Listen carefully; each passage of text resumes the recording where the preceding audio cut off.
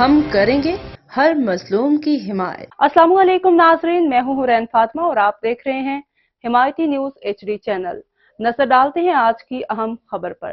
پنجاب میں 50,000 گھرانوں کو سولر سسٹم دینے کی منظوری دے دی گئی۔ پنجاب میں 50,000 گھرانوں کو سولر سسٹم دینے کی منظوری دے دی گئی۔ پنجاب میں 50,000 گھرانوں کو سولر سسٹم دینے کی منظوری دے دی گئی۔ وزیر اعلیٰ پنجاب کی زیر صدارت خصوصی اجلاس میں صوبے کے 50,000 گھرانوں کو 1 کلو واٹ سولر سسٹم دینے کی اصولی منظوری دے دی گئی۔ وزیر اعلیٰ پنجاب مریم نواز نے متعلقہ حکام کو فوری طور پر پائلٹ پروجیکٹ شروع کرنے کی ہدایت کر دی۔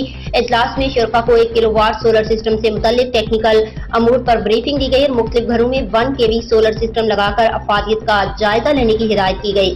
مریم نواز نے کہا، روشن پنجاب پروگرام کا مقصد غریب آدمی کو مہنگی بجلی سے نجات دلانا ہے۔ گھریلو صارفین کے لیے سولر سسٹم کا دائرہ کار بتدریج بڑھایا جائے گا۔